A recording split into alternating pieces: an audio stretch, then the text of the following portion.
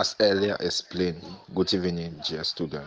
As earlier explained today in the morning, sorry for those who were not there, but it is not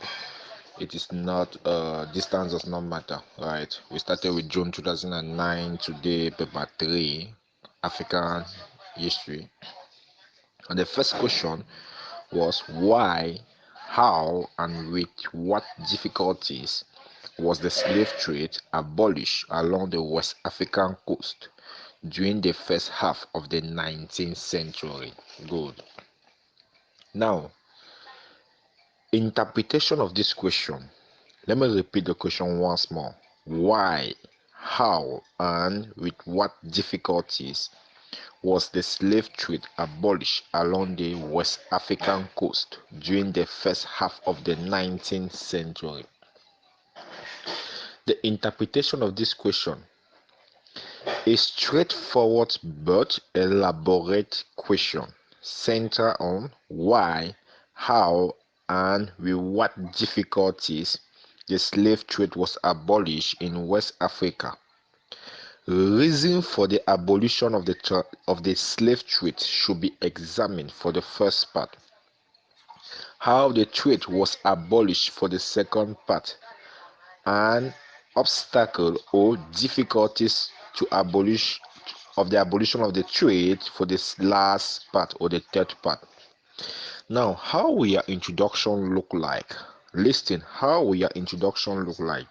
Your introduction of this question must carry the definition of the key term.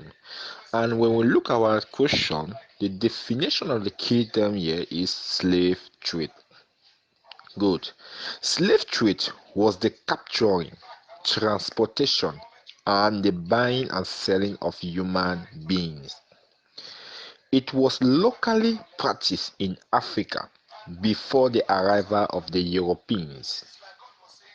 With the arrival of the Europeans on the coast of West Africa, the trade was transformed into an intercontinental transaction. West Africa became involved, especially in the transatlantic slave trade, because of the discovery of the New World. Because of the discovery of what? New World. Inability of the Red Indians to work in the plantations established in the New World, the existence of domestic slavery and slave trade in West Africa. The geographical advantage of West Africa, since she has an opening into the Atlantic Ocean in the southwest. Intertribal wars and other political crises in West Africa, during which the defeated people were captured and sold as slaves. Poverty among West Africans, which made some to willingly submit themselves to their creditor, who later sold them to the European slave dealers, and the desire by some West African citizens to enrich themselves. However, in the 19th century, perhaps because of the horrors of the trade, Great Britain took the lead and championed the crusade for its abolition. Economic, political, religious, and humanitarian considerations accounted for the abolition of slave trade in West Africa in the 19th century. This is my introduction. Straightforward introduction, right? This is a straightforward introduction. I've made the examiner to understand the definition of the key term, and the definition of my key term here is slave trade. I made the examiner to understand that before the arrival of the European slave, it was locally practiced in Africa. I made the examiner to understand that with the arrival of the Europeans on the West African or on the coast of West Africa, the trade was transformed into an intercontinental transaction. I also made the examiner to know why Africa became involved in the transatlantic slave trade. I made him to understand, yes, by giving some of the points. Then I also made him to understand why Britain championed the crusade for the abolition of this West African slave trade.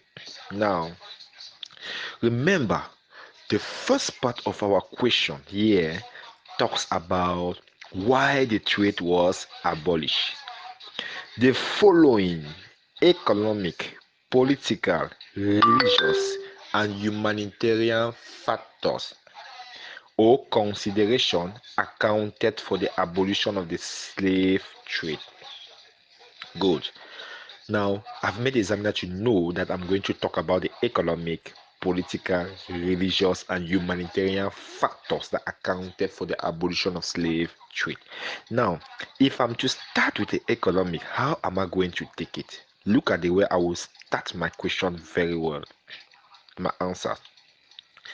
Economically, meaning that what?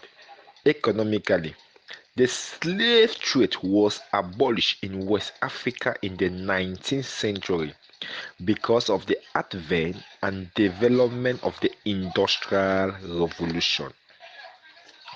It necessitated the abolition of the slave trade in that it led to the invention of machines that reduced the reliance on slave labor.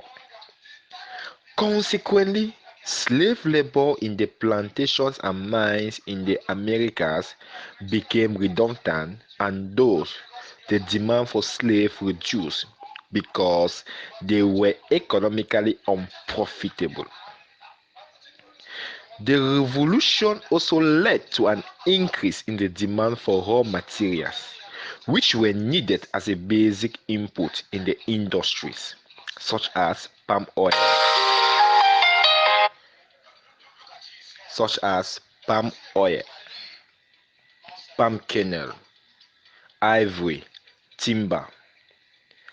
Full stop. That is how it is, right? Now, the abolition of slave trade was therefore seen as a means of stabilizing West African community so as to ensure a regular supply of raw material. Besides, as a result of the revolution, there was an increase in the production of commodity and quest for new and expanding market to absorb the product. Consequently, it was in Britain's self-interest to abolish the trade and instead secure market for her surplus manufactured goods. Again, the introduction and growth of legitimate trade also contributed to the abolition of slave trade in West Africa in the 19th century. Its introduction gave a natural blow to slave trade. This was perhaps because it convinced the African chiefs that they will continue to receive a regular supply of European manufactured goods, even if slave trade was abolished. Through this trade, European goods such as umbrella, clothes, and other manufactured goods were exchanged for local products like ivory, pepper, timber, palm oil, and palm kernel. The profitable nature of the trade facilitated the abolition of slave trade. Meanwhile, the accumulation of surplus unsold sugar in Britain also influenced the abolition of the slave trade.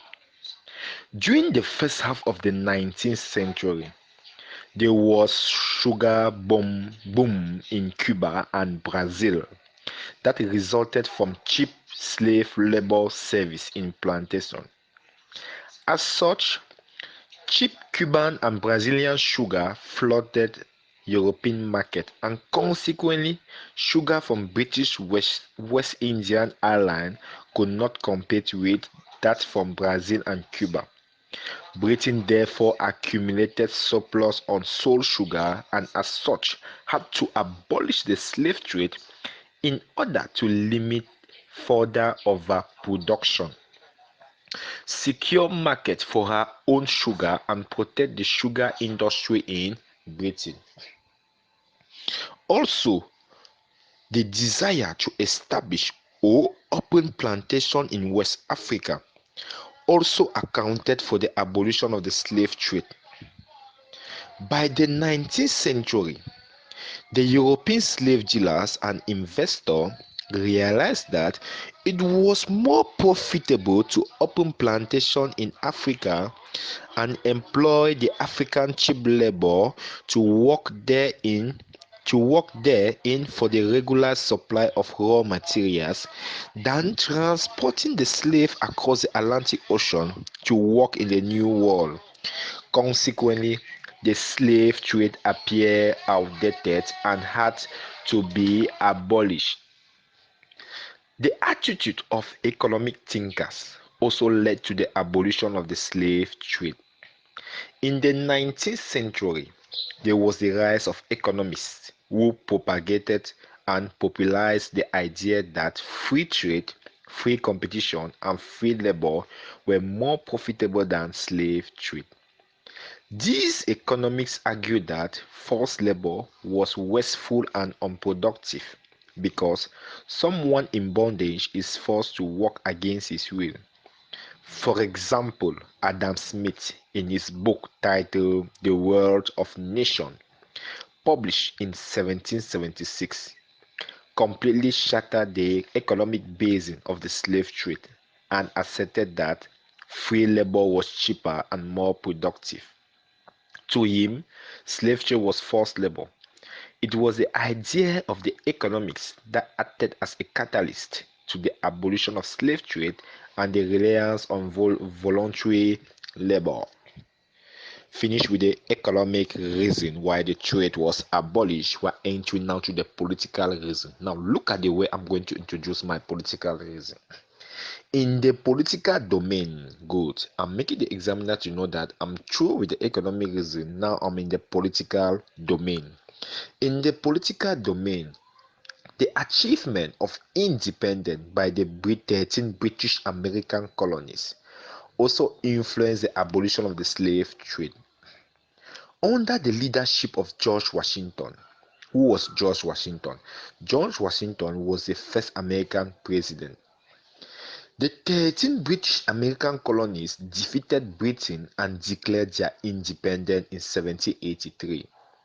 Britain therefore lost all her colonies in North America, and as such, she became more interested to acquire new colonies in Africa in order to fill the vacuum. Besides, since the slaves obtained from West Africa were principally transported to America, the achievement of independence, right, make the trade to be seen as what horrible, and hence contributed to what its abolition. The French Revolution of 1789 equally contributed or equally influenced the abolition of the trade. It led to the overthrow of Louis XIV and the emergence of the First French Republic under Napoleon Bonaparte. One, the revolution gave birth to new ideas such as liberty, human justice, equality, fraternity, which strengthened popular agitation against the slave trade. Sorry for the interruption. We'll continue with this again. European philosophical thought also necessitated the abolition of the trade. In fact, the idea of philosopher in Europe further reinforced popular agitation against slave trade. For example, Jean-Jacques Rousseau, French philosopher, in his book The Social Contract, spread the idea of personal liberty and equality of all men. Right now, these ideas increase hatred for slave trade, leading to its abolition. You also have the influence of the Berlin West African Conference of 1884 to 1885 and European colonizer equally acted as a contributing factors of the abolition of slave trade in West Africa. The conference urged European powers to suppress slavery and slave trade in their respective African colonies. To effect this decision, European colonizers negotiated anti-slave trade treaty, which facilitated the abolition process. Good. So with the political domain now entering to the new factor domain, which is what religious domain. In the religious domain, the slave trade was abolished because of the influence of Christian missions and missionaries. Many Christian missions like the Catholic, the Baptist, the Anglican, preach and condemn the slave trade and describe it as a contradictory to the laws of God and humanity.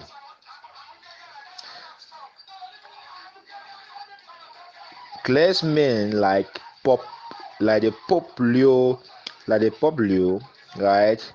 Pope Paul III, Pope Benedict XIV, among others, protested against the trade and called for its abolition. Even so, the wish to spread Christianity, Western education, and civilization by the missionaries further strengthened the agitation against the slave trade. Meanwhile, the Islamization of West Africa in the 19th century equally contributed to the suppression of the slave trade. At the beginning of the 19th century, Othman Dan Fodio, Sekou Ahmadu, and El Haj Umar launched the Islam Revolution, that is the Jihad, which led to revival of Islam in West Africa. The new Islamic leaders condemned the trade and equally blocked the transportation of slaves from the interior to the coast of West Africa. The drastic reduction in the number of slaves along the coast eventually led to the abolition of the trade. Now, moving now, after the religious area, now we are moving on to the humanitarian reason. The main humanitarian factor that contributed or necessitated the abolition of the slave trade in West Africa was the horrifying and dehumanizing nature of the trade. The humanitarians or men of God or men of goodwill like William Wilberforce, Gavin Shape, Thomas Clarkson, James Stephen opposed the trade by publishing the anti-slave trade document. They described the trade as inhuman and barbaric. For example, they explained that slaves were usually acquired through various unorthodox means such as kidnapping, slave raids, and intertribal wars, which provoked widespread unrest and suffering. The slaves were equally made to trek over long distance from the interior to the coast of West Africa under terrible and dehumanizing conditions, especially as the slaves were always in chains and were often beaten by their master. At the West African coast, pending onward transportation across the Atlantic Ocean to Jamaica, they were gathered like cattle in special design compound called barracoons under very unhygienic conditions. Here, the slaves were deformed by their master with terrible marks on their body, with the use of hot iron in order to differentiate the slave upon arrival. This inflicted much pain on the slave. Thereafter, the slaves were loaded or packed into the hulls of the ships and the ship across the Atlantic Ocean. In the process, those who appeared physically weak, sick, or died, they were usually thrown overboard and shipped into the ocean. Finally, in the American plantation and mines, the slaves were subjected to harsh and unbearable working conditions. Consequently, this dehumanizing nature of the slave trade only necessitated its abolition. Now, We have seen the reason for the abolition of slave trade. That is the first part. Now we are moving to the second part. The second part, remember, the second part was asking how the trade was abolished. That's the second part. The following efforts were made, especially by the British government, towards the abolition of the slave trade. We start. In the beginning, in 1972, the British Chief Justice Lord Mansfield passed judgment liberating a runaway slave, James Somerset. James Somerset thus became the first Negro slave to be set free in Britain by law. This was the first giant step towards the abolition of the slave trade. Mansfield further condemned and outlawed the institution of slavery in Britain. This was followed by the establishment or creation of anti-slavery and slave trade associations by British humanitarians such as William Wilberforce, Thomas Clarkson, Gavin Shape, Fowell Buxton. These associations, such as the Society for the Abolition of Slave Trade and the Anti-Slave Trade Committee,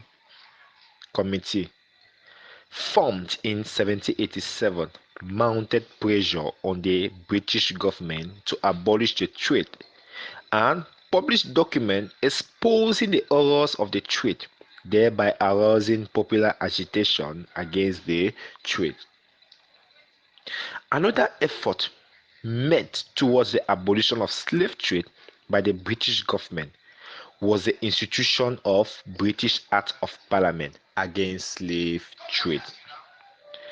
This includes the Act of Parliament of 1807 that made the trade illegal for British subjects, the Act of Parliament of 1811 that provided severe punishment for any British citizen found slave trading, and the Emancipation Act of 1833, which abolished slavery and slave trade throughout the British Empire.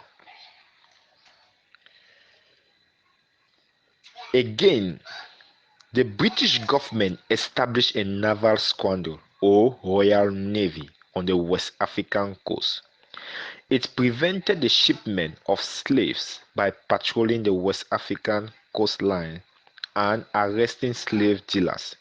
This helped to reduce the volume of the trade. The British government equally initiated and signed anti-slave trade treaties with other European nations such as Denmark in 1804, Sweden in 1813, Holland in 1814, Spain in 1820, and Portugal in 1842. These countries accepted to abolish the trade in their empires and promised to collaborate with the British government in order to completely abolish the trade. Also, anti-slave trade treaties were equally signed between officials of the British Naval Squadron and West African traditional rulers. By these treaties, the traditional rulers accepted to discontinue the trade and promoted legitimate trade.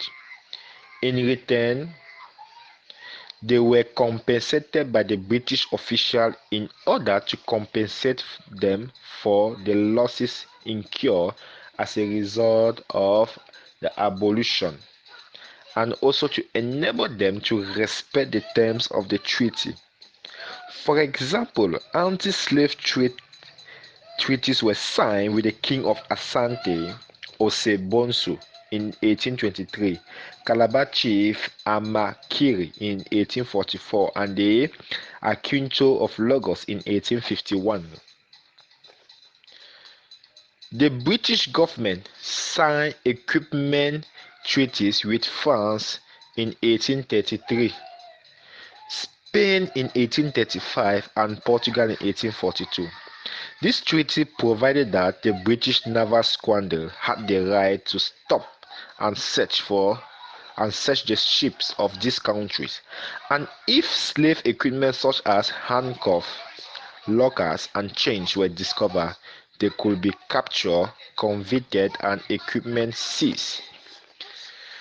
The British government also negotiated and signed reciprocal search treaty with Spain and Portugal, by which the signatories were empowered to stop and search the ships of each other if suspected of carrying slaves.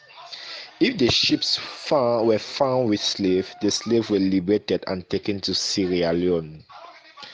The British government also introduced and promoted legitimate trade in West Africa. It entailed the exchange of European manufactured goods for local products such as palm oil, palm kernel, ivory, and and timber other than slave. Perhaps because of the profitable nature of the trade, African community gradually detached themselves from the slave trade. Again, through the effort of humanitarians, the British government founded the colony of Sierra Leone on the West African coastline in 1787. It became a homeland for the liberated Negro slaves from Britain and the British Empire. This laid a foundation for the destruction of the slave trade in the West African coast. In 1823, the USA founded Liberia, which served as homeland for the liberated Negro slaves from the USA. Meanwhile, the British government established a Court of Mixed Commission in Freetown, in Sierra Leone, where cases associated with slave trade were tried and people punished if found guilty. In this way, many slave dealers were forced to abandon the business. Finally, the British government intervened in the internal politics of West African community in order to introduce British laws and destroy the trade. For example, Britain intervened in the Asante and Fante Wars of the 19th century, thereby supporting the Fante against the Asante. The Asante were defeated in 1874, thereby putting an end to Asante slave rights along the coast. That was the end of the second part. Now we are entering to the third part, which is the last part. Right? Remember, the third part here requires us to identify the difficulties of the abolition of the transatlantic slave trade or the slave trade. Even though several efforts were made towards the abolition of the slave trade, the following difficulties were encountered. The extensive or vast nature of the West African coastline was a great difficult to abolition after 1807. The West African coastline covered about 25,000 kilometers. This made it difficult for the British Navy to effectively monitor the slavers. In this way, slaves easily smuggled. Again, the existence of numerous natural hiding places on the coast of West Africa, such as creeks and estuaries, equally made the trade to continue along the coast despite the effort made by the British Navy to abolish it. Clandestine slave ships took refuge in the creeks and estuaries as the approach of the British warship. Harsh climate and the prevalence of tropical diseases also made it difficult for the slave trade to be abolished. The adverse tropical climate, coupled with the prevalence of diseases like malaria, yellow fever, and sleeping sickness, affected the health of the British naval officer and thus reduced the number of naval officers who were supposed to monitor the traffic in human beings. Many died, thereby creating further problem of shortage of personnel and thus hamper effort to abolition. The establishment or opening of large and labor-intensive plantations in Brazil and Cuba. This was one of the major obstacles to abolition of the slave trade in the West African coast. At the time the struggle for abolition was at its peak, plantations in this area were established by British investors. On the contrary, this instead increased the demand for slaves, thereby making the struggle for abolition to be very difficult. Furthermore, opposition or resistance from some West African kings and chiefs also acted as a great obstacle or difficult to abolition. These kings or chiefs resisted abolition because their trade was profitable and had become part of the economic, social, and ritual life of the people. Such kings instead collaborated with slave dealers from Cuba, Brazil, and Portugal. The attitude of these kings, such as King Kosoko of Lagos and King Jezo of Dahomey, only hampered abolition. Again, the slow development of legitimate trade on the coast of West Africa that was supposed to act as a substitute to the slave trade only made the slave trade to continue. Legitimate trade commodities were scarce. It was easier to obtain a slave than kola nut, palm oil, and palm kernel, which were legitimate trade products. Meanwhile, the weakness or defeat of the abolition treaties, especially the reciprocal search treaties and the equipment treaties, equally made the trade to persist. Not all the European nations signed these treaties, and besides, the British Navy could only search or capture the ships of those nations that had signed. For example, only Britain, Portugal, and Spain signed the Equipment Treaty. Consequently, the slave ships escaped capturing by flying the flag of nations that had not signed. This hampered the activities of the British Navy towards effective abolition of the trade. The defeat of the British naval squadron also made the trade to continue along the West African coast. Despite the effort made by the British Navy, its ships or gunboats were very old, outdated, inadequate, and often very slow. On the contrary, slave dealers instead made use of modern and fast vessels or ships.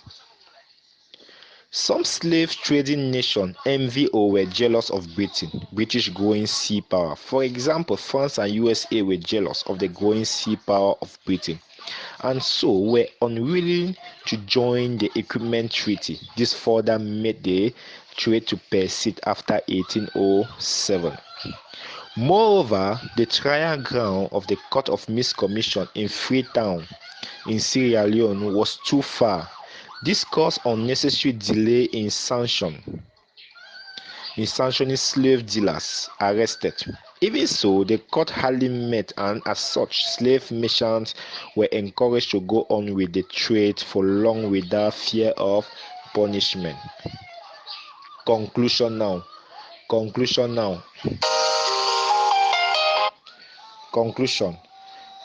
In conclusion, despite the effort made by the British Navy towards the abolition, the trade nevertheless still persisted for long, but was finally abolished in the later half of the 19th century. Thank you very much. Here is Sir Moses. Thank you very much.